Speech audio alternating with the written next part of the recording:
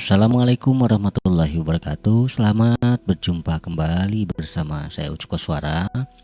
Kali ini saya akan mencoba mengkonstruksi dua bangun datar yang kongruen dengan menggunakan program GeoGebra. Saya di sini akan mencoba untuk mengkonstruksi dua segitiga ya, dua buah segitiga Semarang yang nanti bagaimana caranya supaya kedua segitiga itu kongruen. Baik, kita langsung saja. Yang pertama kita buat dulu segitiga sembarang dengan menggunakan tool polygon. Ini ya, polygon ini kita kita buat sembarang di sini saja ya. Ini titik A, misalkan ini titik B, misalkan ini titik C di sini, lalu kembali lagi ke A ya. Nah, kita lihat di sini ada segitiga A, B, dan C dengan panjang sisi AC itu B, panjang sisi AB itu C, panjang sisi BC itu A gitu ya. Kemudian kita buat sinar ya, sinar garis melalui dua titik. Kita buat saja sinar garis, tetapi sinar garis ini merupakan perpanjangan AB ya, jadi kita buatnya di sini saja. Kita buat di sini sinar garisnya, misalkan titik D ke sana ya, ke E begitu ya. Nah, sinar garisnya di sini otomatis namanya F ya. Nah, kemudian setelah itu kita buat lingkaran ya, tapi lingkarannya dengan pusat D. Jadi kita buat lingkaran dengan pusat D yang jari-jarinya itu sebesar C ya, sebesar panjang AB. Nah, kita bisa buat dengan ini saja, lingkaran dengan pusat dan jari-jari. Jadi kita klik titik D, lalu di sini akan muncul untuk jari-jarinya. Nah, jari-jarinya yang kita perlukan adalah panjang AB atau C ya. Nah, kita tulis saja C kecil ya, lalu kita enter. Nah, di sini kita lihat untuk mendapatkan jarak AB atau C pada sinar garis DE ini ya, supaya sama begitu. Jadi kita buat lingkaran dengan jari-jari C ini. Lalu kita buat atau kita dapatkan perpotongan antara ini lingkaran D ya di sini dengan F ya, atau dengan sinar garis DE menggunakan intersection atau perpotongan dua objek. Ini klik perpotongan dua objek, klik pada lingkaran D, dan klik pula pada sinar garis F ya. Nah, lalu kita nanti akan dapatkan sebuah titik potong antara lingkaran itu dengan F. Oke. Kemudian yang kedua kita buat lingkaran dengan pusat D dan jari-jari B ya. Kita buat lingkaran, pusatnya D, jari-jarinya B. Oke. Nah, kita akan dapat lingkaran E ya. Dan selanjutnya kita buat lingkaran lagi, satu lagi, tapi pusatnya sekarang pindah di F ya. Pusatnya pindah di F dengan jari-jarinya A. Kita buat lingkaran lagi, pusatnya di F tapi jari-jarinya di A. Oke, jadi jari-jarinya di A, maka kita akan dapatkan sebuah lingkaran apa ini, G ya. Nah, sekarang kita buat titik potong antara lingkaran G dengan lingkaran E ya. Kita buat titik potong ya, perpotongan dua objek, lalu titik lingkaran G dan lingkaran E. Boleh juga. Nah, di sini ada dua ya, ada H dan ada G. Nah, di sini juga kita bisa buat titik potong antara lingkaran G dan lingkaran D ya. Kita buat lagi titik potong antara lingkaran ini dan lingkaran ini. Nah, ada titik J dan juga titik I. Nah, tapi kita akan membuat segitiga melalui titik D, H, dan F ya. Kita buat lagi poligon saja. Poligon dari titik D, H, F. Kembali lagi ke D. Oke. Nah, kita sudah mendapatkan dua segitiga ya. Nah, untuk menunjukkan dia kongruen atau tidak, kita isi saja unsur-unsurnya, yaitu panjang setiap sisi dan besar setiap sudutnya. Oke, untuk itu kita hapus atau kita sembunyikan dulu yang baik lingkaran atau garis-garis yang tidak ini ya. Kita sembunyikan dulu, kita gunakan saja ini. Kita kembali lagi ke ini. Kita sembunyikan, misalnya ini kita sembunyikan. Atau boleh kita buat pengaturan di sini saja. Kita sembunyikan. Nah, tampilan objeknya kita centang saja. Ini juga sama, centang. Ini juga kita sembunyikan. Titik J sembunyikan. Ya. Oke, titik ini juga kita sembunyikan. Yang tidak perlu itu ya ini kita jangan tampil.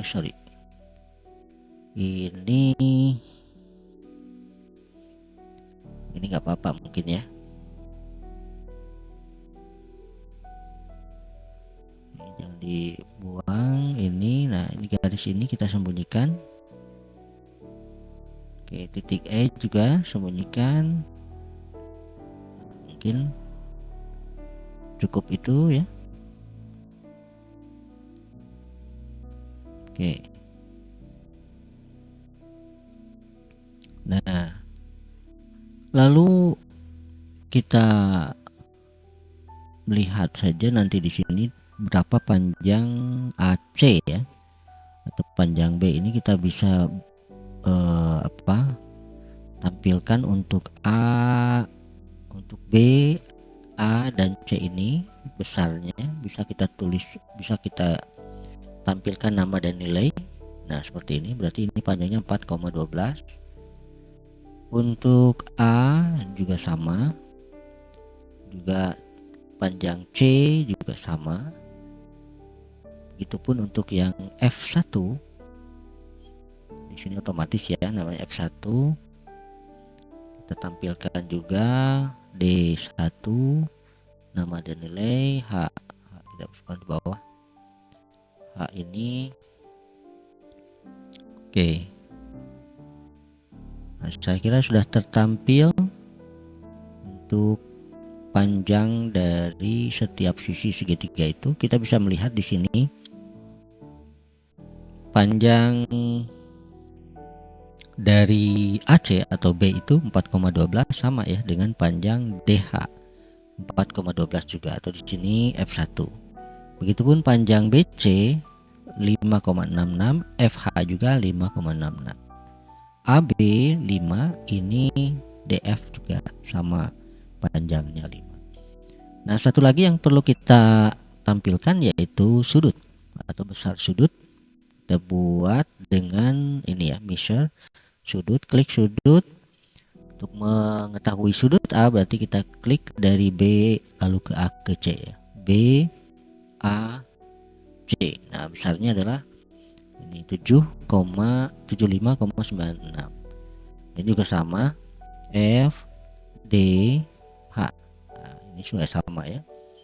Lalu A C B ini besarnya, lalu D H F ini juga sama. Satu lagi C B A 45, H F D ini juga 45. Nah, di sini kita sudah mengkonstruksi dua buah segitiga yang kongruen. Ya, untuk kongruen itu kan ada syarat ya, dua buah segitiga yang kongruen. Kalau saya buat teks di sini misalnya, jadi yang pertama syaratnya itu yang pertama panjang sisi yang bersesuaian, panjang sisi dari dua buah segitiga yang bersesuaian adalah sama. Kita buat lagi satu lagi, besar sudut dari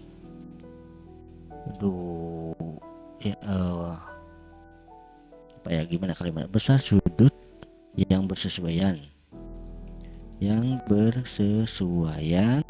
dari dua segitiga tersebut sama juga. Jadi panjang sisi yang bersesuaian, jadi yang bersesuaiannya kita simpan di depan ya, yang bersesuaian dari dua buah segitiga adalah sama. Dan tentu saja kalau yang ketiga ya dia harusnya sebangun. Oke. Nah, jadi kira-kira ini adalah syarat dari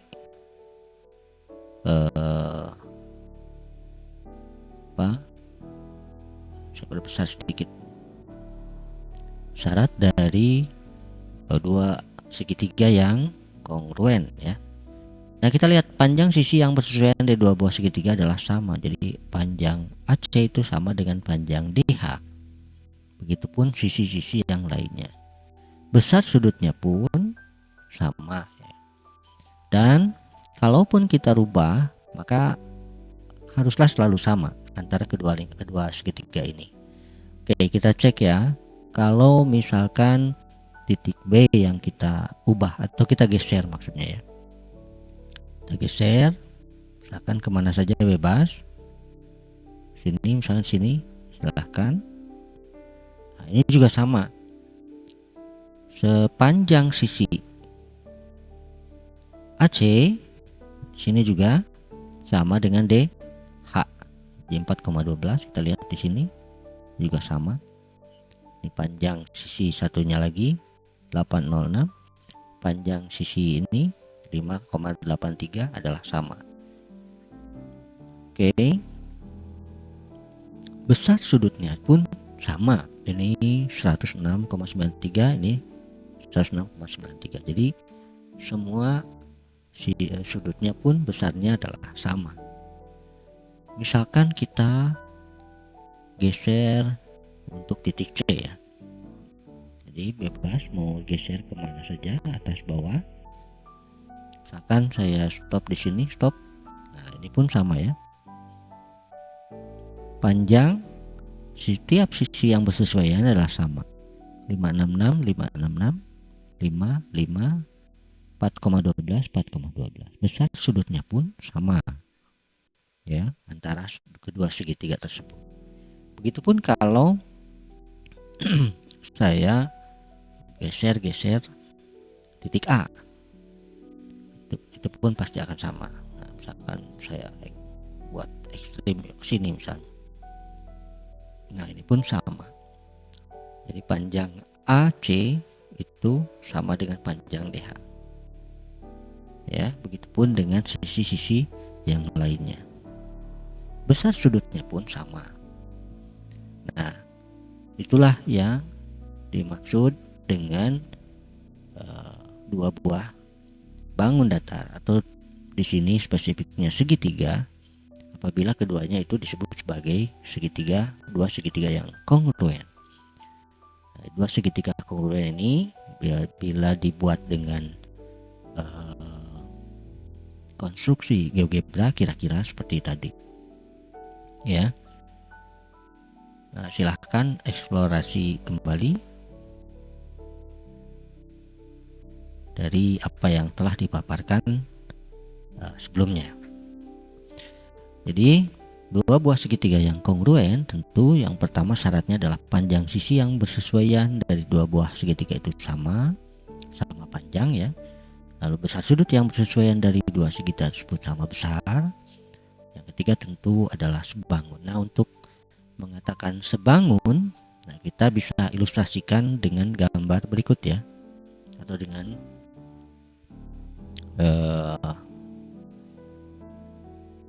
atau kita konstruksi dengan konstruksi berikut ini. Nah, untuk dua bangun yang sebangun kita buat segitiga saja sama. Misalkan yang pertama kita buat poligon dulu, misalkan di sini saja A, di sini ya B, oh di sini KL boleh, tidak masalah karena tadi ya ini dibuat dalam satu sheet jadi mungkin KLM. Oke, tidak apa-apa. Pertama kita buat segitiga sembarang saja. Lalu ya kita langsung boleh isi panjang dan besar sudutnya ya, supaya langsung kita buat. Kalau panjang kita gunakan jarak, atau langsung mungkin dari L ini panjang km. Oke, kita tampilkan nama dan nilai. Ini juga sama, ini juga sama untuk yang M. Kemudian untuk besar sudutnya, sudut K ya, itu besarnya. Oke, satu lagi. Oke, ini sudah. Yang pertama kita buat segitiga sembarang KLM dengan panjang sisi masing-masing dan besar sudutnya masing-masing di sini. Lalu kita misalkan kita punya titik sembarang baru di sini ya. Oke, di sini saja. Lalu untuk melihat perbedaan dengan kongruen ya, kesebangunan, kita pakai konsep dilatasi saja. Pembesaran ya. Dilatasi mana di sini ada dilatasi. Nah ini dilatasi objek terhadap titik. Jadi klik dilatasi objek, objeknya adalah segitiga KLM terhadap titik N. Nah, untuk faktor pembesarannya kita bisa misalkan dua kalinya aja, dua kalinya. Jadi faktornya 2. Lalu oke. Bisa kita lihat di sini kita langsung saja untuk menentukan panjang setiap sisinya. Kita klik saja untuk misalkan ini K-nya udah kan, K aksen 849, ini L aksen 6232, ini M aksen 8. Cuma di sini mungkin besar sudutnya belum ya. Jadi kita buat besar sudutnya L aksen, K aksen, M aksen. Terus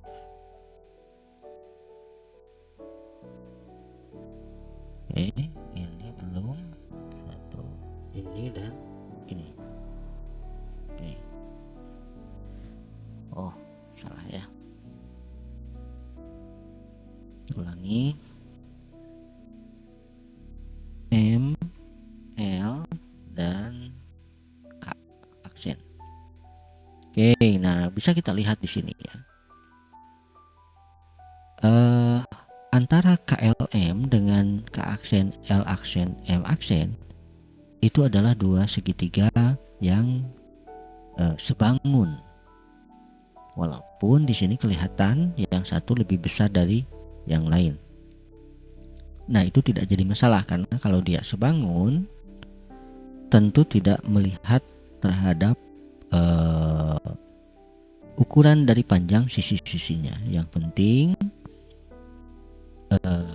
perbandingan antara panjang sisi-sisinya lah yang sama.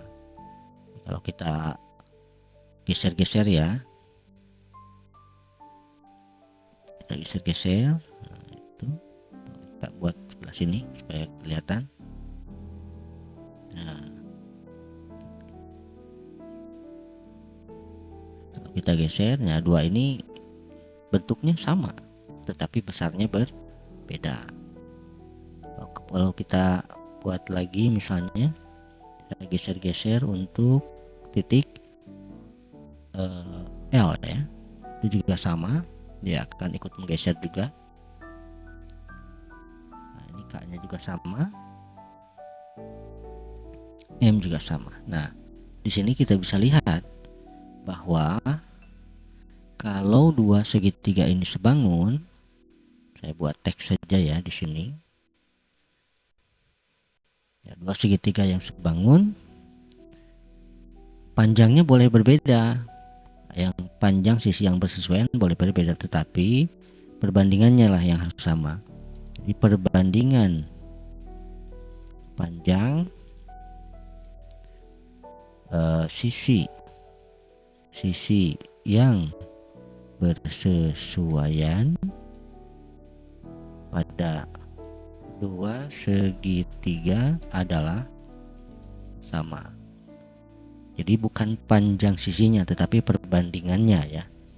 Jadi perbandingan, saya cek di sini misalnya, perbandingan antara KM dengan K aksen M aksen itu sama ya apabila kita ubah-ubah bentuk dari segitiga tersebut. Itu ya. Jadi misalnya perbandingan KM dengan K aksen M aksen ini 4,12 banding 8,25. Nah, setelah saya misalkan ubah, setelah misalkan saya ubah, nah antara KM dan K aksen M aksen 5,1 dan 57,53 itu sama antara yang tadi ya, dua perubahan tadi. Oke, jadi perbandingannya yang sama. Kemudian yang kedua, kita lihat besar sudutnya. Kita cek dulu ya, besar sudutnya kalau kita ubah-ubah ternyata antara segitiga yang pertama dan yang kedua itu tetap, dia tidak berubah atau sama ya. Nah, 56,31, 56,31 ini pun sama. Nah, itu sama. Itu ya. Kalau panjangnya berbeda tapi ternyata besar sudutnya sama. Nah, jadi kita bisa tulis. Yang kedua, besar sudut yang bersesuaian antara dua segitiga itu sama besar ya, atau sama. Nah, itu maka kalau dikatakan syarat ya, bolehlah ini dikatakan syarat. Saya buat tulisan lagi syaratnya cuma dua ya.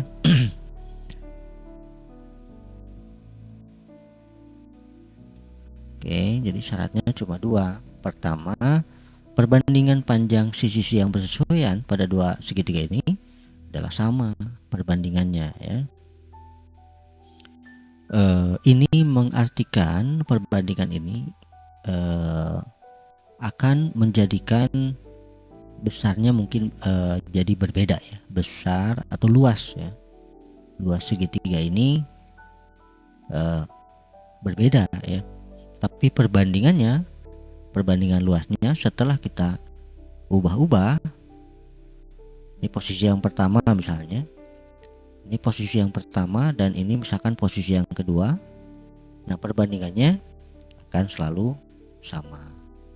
Yang kedua, besar sudutnya yang bersesuaian dari kedua segitiga itu adalah sama. Jadi itu ya.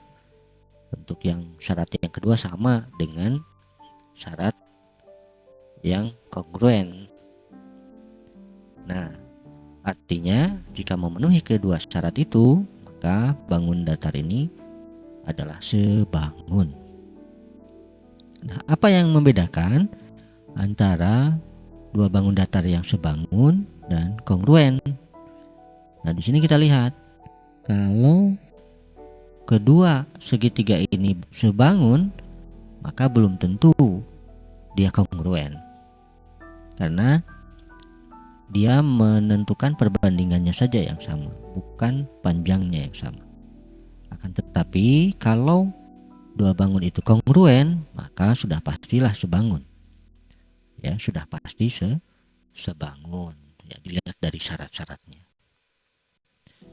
Baik, saya kira itu saja yang bisa saya sampaikan. Mudah-mudahan ada manfaatnya. Silakan untuk mengeksplorasi lagi bangun-bangun yang lainnya, di mana dia kongruen atau tidak kongruen, atau sebangun atau tidak sebangun, begitu ya. Sampai di sini dulu. Jangan lupa subscribe, like, dan juga share. Aktifkan pula tombol notifikasinya agar saya lebih bersemangat lagi untuk membuat video pembelajaran selanjutnya. Terima kasih, sampai jumpa. Assalamualaikum warahmatullahi wabarakatuh.